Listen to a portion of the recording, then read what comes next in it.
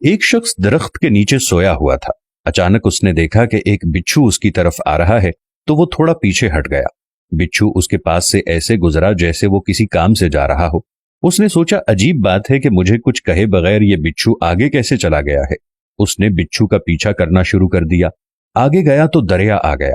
بچھو دریا کے کنارے آگے ایسے کھڑا ہو گیا جیسے وہ کسی کا انتظار کر رہا ہو۔ تھوڑی دیر بعد ایک پانی میں تیرتا ہوا پتا آیا اور اس کے پاس آ کر رک گیا۔ بچھو اس پر سوار ہوا اور پتا آگے چل پڑا۔ اس شخص نے چھلانگ لگائی اور بچھو کے پیچھے پیچھے تیرنے لگا۔ بچھو دریا کے دوسرے کنارے پر پہنچ گیا۔ جب بچھو دریا کے دوسرے کنارے پر پہنچا تو وہ شخص یہ دیکھ کر حیران رہ گیا کہ وہ پتا رکا، بچھو اتر گیا اور وہ شخص بھی کنارے پر آ گیا۔ بچھو چلتا ہوا دور ایک آدمی کے پاس پہنچا جو سویا ہوا تھا۔ اس کے قریب جا کر رک گیا۔ دوسری طرف سانپ آ رہا تھا۔ جیسے ہی سانپ سوئے ہوئے شخص کو ڈسنے لگا تو بچھو نے اس سانپ کو ڈس دیا اور وہ سانپ مر گیا اور بچھو آگے چلا گیا۔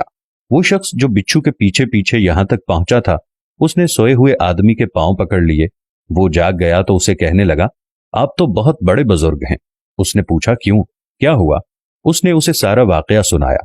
واقعہ سننے کے بعد اس نے کہا، بھائی میں تو یہودی ہوں۔ اس شخص نے یہودی کو چھوڑا اور سر سجدے میں رکھ لیا اور کہنے لگا، اے میرے مالک، تو ایک بندے کو بچانے کے لیے اتنا بڑا کارخانہ چلاتا ہے۔ میں دن رات خامخواہ پریشان ہوتا ہوں۔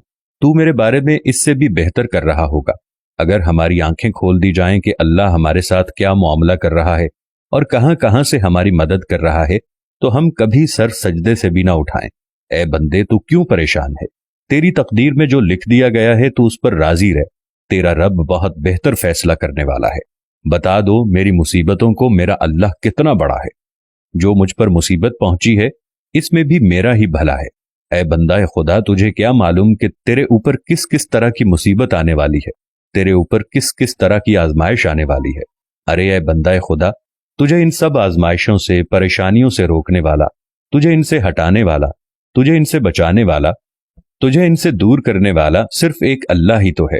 اگر تیری لا اللہ کے ساتھ سچی ہے نا تو پھر اس سے کوئی غرض نہیں ہوتی کہ دنیا کے کس نکڑ پر تو بیٹھا ہے، چاہے تو دشمنوں کے بیچ میں بیٹھا ہے، چاہے جو مرضی سارا زمانہ تمہارا دشمن ہو جائے، لیکن اللہ کی لا لگی ہوئی ہے۔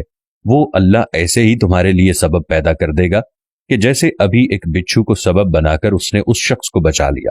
میرا اس شخص سے کوئی سروکار نہیں کہ وہ سویا ہوا شخص یہودی تھا یا کچھ اور، لیکن اللہ کو اس کی کوئی نہ کوئی ادا تو پسند آئی ہوگی کہ اللہ نے اس کو لمبی زندگی دے دی، یا پھر آزمائش۔